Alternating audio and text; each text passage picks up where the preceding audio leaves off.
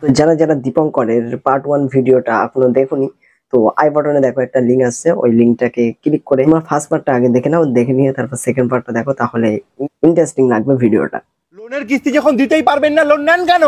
Sir ভুল হয়ে গেছে, ভুল হয়ে যাওয়ার কোনোদিন হবে না। আপনি চাইলে আমার সাথে সাইডেও যেতে পারেন। দিদি এত ইমোশনাল হওয়ার কিছু নেই, আমাদের দীপঙ্কর দা আবার আবার গরিবদেরকে খুব সাহায্য করে, তো ছাইড়ে যাও, সামনে এসব করো না। গাইস কি কপাল আমার, তাই না? বর পাশে দাঁড়িয়ে আছে, আমাকে খাইয়ে দিচ্ছে। দাদা ওর বর পাশে দাঁড়িয়ে আছে তো কি হয়েছে, তুমি আবার এই কাজগুলো ভালো মতন করো, তো ওই জন্য তোমাকে এত ভালোবেসে খাইয়ে দিচ্ছে। বাবা হলো দীপঙ্কর। তোমরা তো জানোই যে সুমি প্রেগন্যান্ট, আর সুমির পেটের বাচ্চার বাবা হলো দীপঙ্কর। তোকে কি বললাম, আদর করে খাওয়ানোতে একটাই কারণ থাকে না, তো কারণটা এবার আর একটু পুরোপুরি তোমরা দেখে নাও তাহলে। সেটা আমরা ভালো মতো বুঝতে পারছি। আরে কি বলছিস তুমি যাচ্ছ কেন? তুমি যাচ্ছ কেন? কি বলছিস মানে? আরে কি ঠিকই বলছো। তার মানে তোমরা এটা প্ল্যান করে ভিডিওটা করেছো? প্ল্যানের কিছু না, যেটা সত্যি সেটাই বলছি। না না, তাহলে ভিডিওর মধ্যে এই কথা বলবা? ওর প্রেগন্যান্ট হয়েছে তার জন্য দায়ী আমি? তুমিই দায়ী। ভিডিও করছে তো কি হয়েছে, অন্য সময় কিছু হলে তো ভিডিও কর ক্যামেরা অফ করেছিস কেন, আর এখন ভিডিও করে পাবলিকলি প্রকাশ করছে, তাই দোষ হয়ে গেছে? করো ভিডিও। তোমরা যারা ভাবো যে আমি সুমিকে এইভাবে সবসময় একটুখানি আদর করে ধরে রাখি বলে আমার বউ যে চলে গেল পেছনে, দেখতে পারলা? ও হয়তো শুধু একা সহ্য করে না গাইস, পাশে দাঁড়িয়ে থাকা ওর এই বোকা বরটাও সহ্য করে। আরে ভাই একটু গোপন খবর নিয়ে দেখ, ওই যাকে বলছিস এর বোকা বরটা, তো ও দেখ একটু খবর নিয়ে তোর ওই কানেকশন আছে। তুই সমঝা? হ্যাঁ নাই তুই সমঝা নেই। এই কোয়েল, তোর তো তোর বরের উপর অনেক বিশ্বাস, চল আমি তোকে দেখাচ্ছি। কি দেখাবি? রুকো যারা। আচ্ছা শোনো, তুমি এগুলো কি করছো?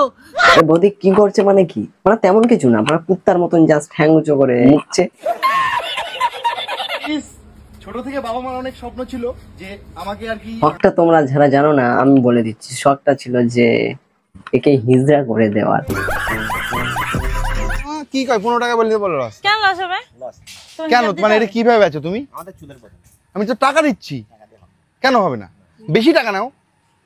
জিনিস কিনে বলছে তাও বিক্রি করছে না কেন? এক্স্যাক্টলি কাকাটা হয়তো এদের ভিডিও দেখেছিল, যে জানে মালগুলো এরকম ছাপড়িগিরি করে বেড়ায়, ওই জন্য বড় পয়সা দিলেও মাল দেবে না, না দিলেও দেবে না। किस्मत का नहीं रे लाला, सब मेहनत का खेल है। किस्मत का नहीं रे लाला, सब मेहनत का खेल है। আমারটা ঠিক আছে তো, আজ বড় এলে আমি আর রোজ করবো না বড়ার মতো, কখন আমারটা ফুলে যাবে তা ঠিক নেই। প্লিজ আমাকে ক্ষমা করে দাও।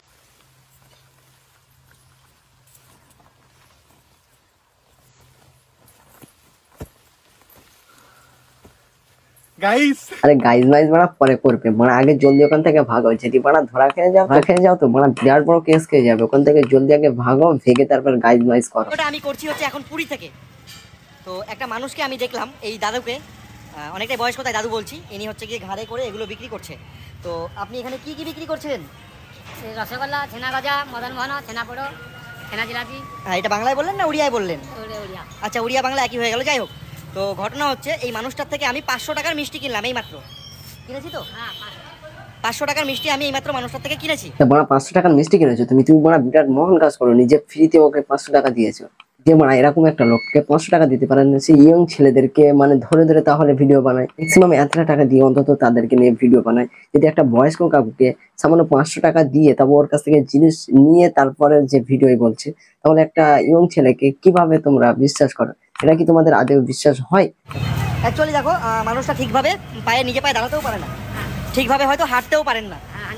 হ্যাঁ, হ্যান্ডিক্যাপ লোক, মানে ঠিক করে হাঁটতে পারে না, ঠিক করে দাঁড়াতে পারে না, কিন্তু মনের জোর এত প্রবল, কতগুলো গামলায় করে মিষ্টি ভরে মানুষটা তোলো একবার ঘাড়ে।